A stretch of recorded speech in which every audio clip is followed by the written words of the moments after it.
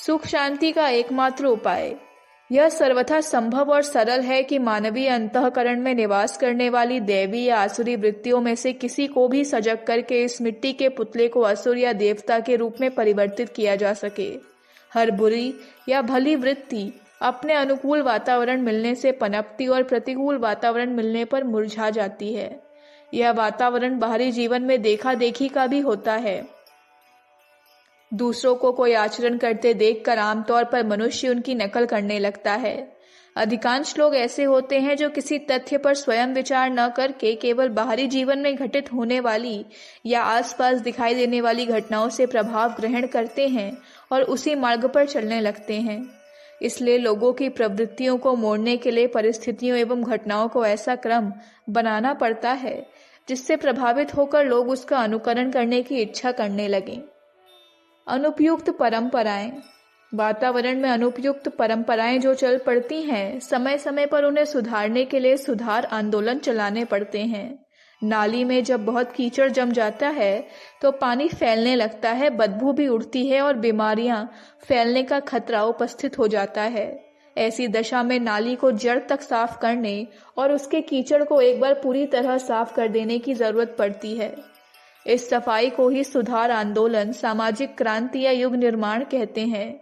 दुष्कर्मों को देखकर दूसरे लोग दुष्कर्म करने पर उतारू होते हैं और यह परंपरा छूत की बीमारी की तरह जब फैलने लगती है तो सारा वातावरण गंदा हो जाता है।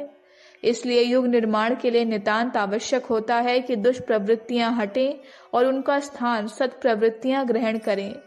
सत्कर्म जब बढ़ेंगे, सज्जनता की प्रथा, परंपरा एवं गतिविधि का वातावरण चारों ओर दिख पड़ेगा तो साधारण लोग उसी से प्रेरणा ग्रहण करने लगेंगे और अच्छाई का प्रसार भी उसी तरह होगा जिस प्रकार की बुराई की छूत एक दूसरे को लगती है। स्वस्थ परंपराओं की स्थापना। कुकर्मों, अंधविश्वासों, कुविचारों और दूषित परंपराओं को हटाकर उनके स्थान पर सत्कर्मों, सद्विचारों और स्वस्थ परंपराओं को प्रतिष्ठित करने का क्रांतिकारी परिवर्तन यूं बहुत ही कठिन मालूम पड़ता है, पर यदि विचार क्रांति की सफल साधना कर ली जाए तो जनमानस में हेर फेर होते ही उसका परिणाम बाह्य जीवन में तुरंत और प्रत्यक्ष दिखने लगता है। विचार बदलने से ही मनुष्य बदलता है। मनोभूमि का परिवर्तन बाह्य जीवन में दृष्टिगोचर न हो ऐसा संभव नहीं, पर बिना विचारों का परिवर्तन हुए बलात् किन्हीं बुराइयों को रोकने को प्रयत्न किया जाए तो वे बुराइयां कुछ समय के लिए तो दब सकती हैं, पर थोड़ी ही देर में वे कोई और रूप धारण कर प्रकट हो जाती हैं या चुपके चुपके भीतर ही भीतर बढ़ती रहती हैं। दहेज जैसी घातक कुरीति का भी उन्मूलन नहीं हो पा रहा है। दहेज विरोधी कानून बन जाने पर लोग चुपके चुपके लेन देन करने लगे हैं। इसे कौन सा कानून रोक पाएगा? रिश्वतखोरी, व्यभिचार, सरीखे परस्पर सहयोग से चलने वाले पाप कदाचित ही कभी पकड़ में आते हैं। इसलिए दुष्प्रवृत्तियों को बाहरी दमन या प्रतिबंध से शमन करने की बात सोचना निस्तार है। ऐसे प्रतिबंध होने तो चाहिए, पर उनसे ही काम चल जाएगा ऐसा नहीं सोचना चाहिए। इसका एकमात्र उपाय हृदय परिवर्तन ही है, जो विचार परिवर्तन के साथ ही संभव होता है। अनुकरण की प्रवृत्ति। यह ध्यान रखने की बात है कि मनुष्य सब कुछ स्वयं ही सोचने और करने नहीं लगता। मौलिकता की मात्रा तो बहुत थोड़ी होती है। अधिकतर तो लोग बाहर से ही प्रभाव ग्रहण करते हैं। चूंकि बुराइयों की चर्चाएं और घटनाएं बहुत होती रहती हैं, इसलिए लोगों का मन उसी ओर झुक पड़ता है। यदि विचारों का प्रवाह अच्छाई की दिशा में प्रवाहित हो रहा हो तो लोगों के मन उसकी ओर भी झुके बिना नहीं रह सकते। आज इसी प्रवाह परिवर्तन की सबसे बड़ी आवश्यकता है। उत्तम विचारों में शक्ति न हो सो बात नहीं है, पर वे इतनी कम मात्रा में हमसे संबंधित रहते हैं कि उनका थोड़ा सा ही प्रभाव पड़ता है। यदि अधिक समय तक अधिक गहरे सद्विचारों का संपर्क किसी व्यक्ति को उपलब्ध हो तो उसकी मनोदशा श्रेष्ठता की दिशा में मुड़े बिना नहीं रह सकती। स्वाध्याय और सत्संग की धर्म ग्रंथों में भूरी भूरी प्रशंसा की गई है। उन्हें जीवन का नितांत आवश्यक एवं अनिवार्य धर्म कर्तव्य माना गया है। स्वाध्याय की उपेक्षा करने वाले की भर्त्सना करते हुए शतपथ ब्राह्मण में कहा गया है, जो व्यक्ति जिस दिन स्वाध्याय नहीं करता उस दिन वह अपने कर्तव्य और वर्ण धर्म से पतित हो जाता है। यही बात सत्संग के बारे में भी है। अच्छे व्यक्ति और अच्छे विचारों की तुलना पारस पत्थर से की गई है, जिसे छूकर लौह सरी के कलुषित अंतःकरण भी स्वर्ण जैसे बहुमूल्य बन जाते हैं। स्वाध्याय और सत्संग। जीवन को परिवर्तन करने वाले स्वाध्याय और सत्संग की आज कोई व्यवस्था नहीं दिखती। पुराणों की दंत कथाओं को रटते रहने का नाम स्वाध्याय और परलोक की देवताओं की या दार्शनिक बातों की कल्पना में उड़ते रहने वाले विचारों को सत्संग कहा जाता है। ऐसी परंपराएं जहां तहां दिख तो पड़ती हैं, पर उनमें कोई तथ्य न होने से उनका प्रभाव कुछ नहीं पड़ता। सजीव स्वाध्याय और सत्संग का यदि आयोजन बन पड़े तो उसमें मनुष्य की अंतरात्मा को हिला डालने की शक्ति प्रत्यक्ष दिखाई देगी। यदि वेश्या का नृत्य देखकर, गंदे गीत सुनकर, अश्लील साहित्य पढ़कर, वासनापूर्ण चित्र देखकर, कामुकता की चर्चा में सम्मिलित होकर हमारा मन तुरंत कलुषित एवं विचलित हो उठता है, तो श्रेष्ठता के विचार एवं कार्य हमें अच्छाई की ओर मुड़ने के लिए प्रेरणा क्यों न देंगे। शर्त केवल इतनी है कि जिस प्रकार कामुकता की विचारधारा सजीव होती है, वैसा ही सजीव हमारा स्वाध्याय और सत्संग भी होना चाहिए। सात्विकता में यदि कोई शक्ति न होती तो संसार में अगणित महापुरुष अपने जीवन को इतना आदर्श एवं महान बना सके और संसार को इतनी बड़ी सेवा कर सके, वह कैसे संभव होता। हम चाहें तो विचार शक्ति का उपयोग अपने आप को सुधारने और दूसरों में भारी हेर फेर करने के लिए कर सकते हैं। युग निर्माण के लिए उपयुक्त विचारधारा अखंड ज्योति प्रस्तुत करने के लिए अब विशेष रूप से कटिबद्ध हुई है।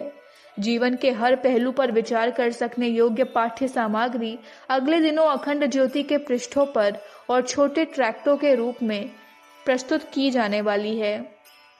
उस विचारधारा को अधिकाधिक लोगों से परिचित कराने का कार्य अखंड ज्योति नहीं कर सकती, वह तो परिवार के प्रत्येक सदस्य को ही करना पड़ेगा। माना कि हम सबकी व्यक्तिगत क्षमता, योग्यता, चरित्र एवं शैली ऐसी नहीं कि लोगों को प्रभावित कर सकें, पर इतना तो किया ही जा सकता है कि श्रेष्ठ विचारों से संपर्क बनावें। संदेश वाहक का कार्य करना तो कुछ कठिन नहीं है। डॉक्टर बनना हर एक के लिए कठिन है, इलाज करना हर कोई नहीं जानता, पर इतना तो कोई भी कर सकता है कि बीमार और डॉक्टर का संयोग मिला दे। दोनों के मिल जाने से भी रोग निवृत्ति का एक सुवर्ण सुयोग जैसा बड़ा महत्वपूर्ण निमित्त बन जाता है। ऐसा सुयोग बनाने का प्रबंध भी हम सब करने लगें तो बहुत बड़ा काम युग परिवर्तन की दिशा में हो सकता है।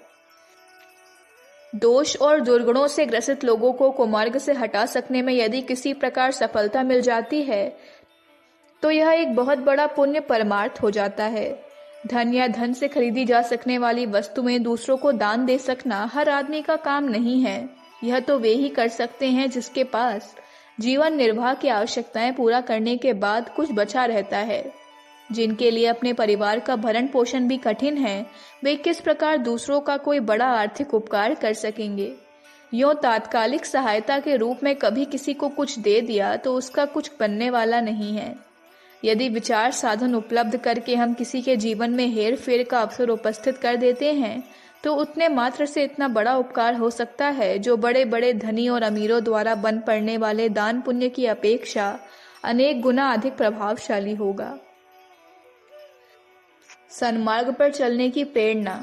एक व्यक्ति सद्विचारों के प्रसार को अपना धर्म कर्तव्य मानकर निरंतर अपने संबंधित व्यक्तियों को सत्प्रेरणाएं देता रहता है। उस प्रेरणा से प्रभावित होकर मान लीजिए एक आदमी ने बीड़ी पीना छोड़ दिया तो देखने में वह एक बहुत छोटी बात हुई, पर गंभीरता से विचार करने पर प्रतीत होगा कि इस छोटी सफलता का पुण्य भी कितना बड़ा उपकार है। जिसने बीड़ी पीना छोड़ा वह यदि 4 आना प्रतिदिन भी बीड़ी दिया सलाई में खर्च करता तो महीने में 7 रुपए और साल में 90 रुपए होते। यदि 40 वर्ष वह और जिए तो 90 गुना 40 3600 रुपए हुए।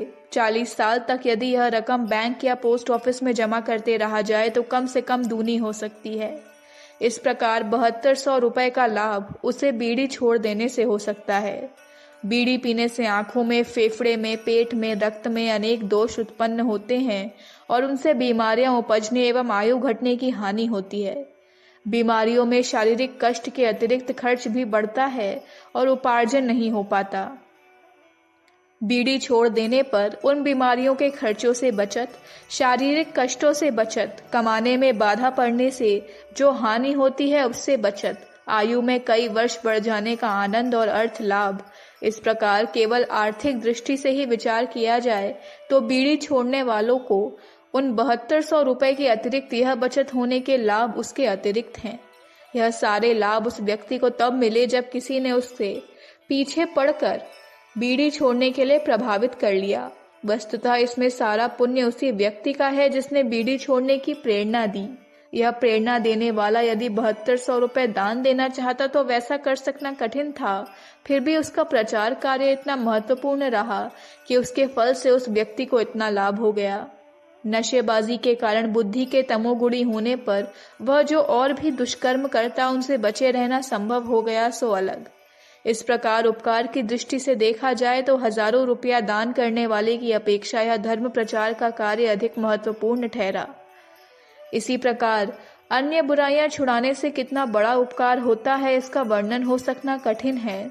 एक व्यक्ति से मांसाहार छुड़ा दिया तो सैकड़ों प्राणियों को करुणाजनक प्राणघात जैसे उपयुक्त समय तक विवाह के लिए प्रतीक्षा करने की सलाह देते रहता तो क्या उचित न होता? फिर वे कार्य क्यों करने पड़ते जो अपनी या बेटी की हत्या के समान ही भयंकर थे। छोटी छोटी बातों पर आए दिन आत्महत्याएं होती रहती हैं। इनका कारण धैर्य का अभाव है।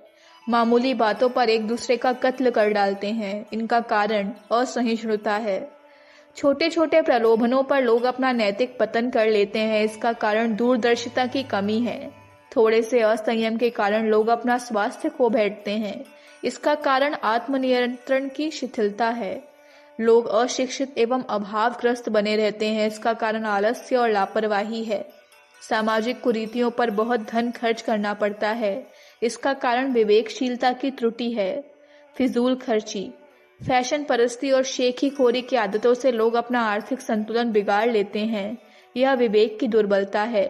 इस प्रकार की अनेकों बौद्धिक एवं मानसिक दुर्बलताएं हमारे जीवन को अपंग बनाए रहती हैं। सब प्रकार समर्थ होते हुए भी हम इन छोटी छोटी कमियों के कारण अपने जीवन को असंतुष्ट और दुखमय बनाए रहते हैं। ईर्ष्या द्वेष की वेदी पर अपनी बहुमूल्य रचनात्मक शक्तियों को लोग लड़ाई झगड़े में खर्च करते रहते हैं। ऐसे लोगों ने यदि सही मार्ग में विचार करने की पद्धति जान ली होती तो आज की स्थिति की अपेक्षा उनकी स्थिति निश्चय ही भिन्न होती। विचारकता और दूरदर्शिता। विचारकता का, दूरदर्शिता का जीवन की समस्याओं पर सही ढंग से सोच सकने का, उचित दृष्टिकोण से वस्तु स्थिति को देख सकने का, क्षणिक प्रलोभन और स्थायी लाभ में अंतर कर सकने का, उचित और अनुचित के परिणामों को समुचित निरूपण कर सकने का, मानव जीवन के लक्ष्य और सदुपयोग की उपेक्षा करके उसे व्यर्थ गंवाने पर अंत में उपस्थित होने वाले पश्चाताप का यदि हम ठीक प्रकार विश्लेषण करने लगें तो उस स्थिति में कदापि पड़े नहीं रह सकते जिसमें कि आज पड़े हुए हैं। यदि यह विचारशीलता जागृत हो सकी होती तो जीवन का स्वरूप कुछ और ही होता। जिनने अपने जीवन को सफल बनाया है, सदुपयोग किया है और उत्कर्ष का वरदान प्राप्त किया है, उनने विचारशीलता की ही आराधना की है। सद्विचारों के बिना किसी का अच्छा स्वभाव नहीं बन सकता। अच्छे स्वभाव के बिना अच्छे आचरण बन सकना कठिन है और अच्छे आचरणों के बिना महानता का लाभ किसी को भी प्राप्त नहीं हो सकता। इसलिए जिसे मानव जीवन की महानता के अनुरूप श्रेय एवं उत्कर्ष प्राप्त करना हो उसे विचारशीलता का ही अवलंबन ग्रहण करना पड़ता है। सद्विचारों की प्रधानता। विचारों की शक्ति अपार है। सद्विचारों की प्रधानता वाला समय ही सतयुग है। सद्भावनाओं से परिपूर्ण प्रदेश ही स्वर्ग है। सत प्रवृत्तियों से ओतप्रोत मनुष्य ही देवता है। इस संसार में जो कुछ सुख शांति है वह सद्विचारों का ही परिणाम है। जब इस तत्व की कमी हो जाती है, कुविचार प्रबल हो जाते हैं, तभी कलयुग दिखने लगता है, तभी नरक के दृश्य सामने आते हैं, तभी नर पशुओं की संख्या बढ़ती है और सर्वत्र कलेश कलह के, अशांति आपत्ति के बादल घुमड़ने लगते हैं। असुरता और देवत्व के दोनों पक्ष सामने हैं। एक नाश का, दूसरा निर्माण का मार्ग है। हम चाहें जिसे स्वेच्छापूर्वक अपना सकते हैं और उनके परिणामों का प्रत्यक्ष अनुभव कर सकते हैं। प्राचीन काल में ऋषि मुनि और साधु ब्राह्मण इसी तथ्य को भली प्रकार जानते थे और वे सत प्रवृत्तियों को जनमानस में भरे रहने के लिए निरंतर प्रयत्न करते रहते थे। नारद जी का सारा जीवन धर्म प्रचार में लगा। वे स्वल्प ही एक जगह ठहरते थे और निरंतर भ्रमण करके सद्ज्ञान का विस्तार करते रहते थे। उनकी इसी सेवा से प्रसन्न होकर भगवान ने उन्हें चाहे जब स्वर्ग में बेरोक टोक आ सकने का विशेष अधिकार दिया था, जो और किसी ऋषि को प्राप्त न था। जगत गुरु शंकराचार्य, बुद्ध, महावीर, दयानंद, गांधी, विवेकानंद, राम तीर्थ, चैतन्य, मीरा, सूरदास, तुलसीदास, कबीर, नानक आदि सभी समाज सुधारकों को अपने अपने ढंग से धर्म प्रचार का कार्यक्रम अपनाना पड़ा है। कालांतर में गिरते गिरते जब मनुष्य का मानसिक स्तर चिंताजनक स्थिति तक उतर जाता है, तो उसे उठाने के लिए फिर कुछ विशेष प्रयत्न करने की आवश्यकता होती है। इस आवश्यकता को प्रत्येक युग के विवेकशील लोग अनुभव करते रहते हैं और उन्होंने उसकी पूर्ति के लिए प्राण प्रण से प्रयत्न भी किया है। सुख शांति का एकमात्र उपाय, मानव जाति सुख शांति से रहे और सब लोग नर तनु का समुचित लाभ प्राप्त करें, इसका उपाय इसके अतिरिक्त और कुछ नहीं है कि सद्विचारों की पूंजी कम न होने दी जाए। हर व्यक्ति सद्विचारों का महत्व समझे, उसकी प्रचंड शक्ति का सही अनुमान लगावे और अपने को तथा अपने समीपवर्ती लोगों को अधिकाधिक मात्रा में सद्विचारों से ओतप्रोत करने का प्रयत्न करें। तभी यह संभव है कि जीवन की दिशा बदले और हर कुकर्म छोड़कर सत्कर्मों से प्रवृत्त हो। संसार की सुख शांति इसी पर निर्भर है। युग निर्माण योजना इसी उद्देश्य की पूर्ति के लिए है। अखंड ज्योति, मार्च 1962, पृष्ठ संख्या 22, 23, 24, 25, 26। हमारे YouTube चैनल विचार क्रांति दूत अखंड ज्योति पत्रिका को सब्सक्राइब करें एवं अगली वीडियोस प्राप्त करने के लिए बेल आइकन दबाएं। धन्यवाद।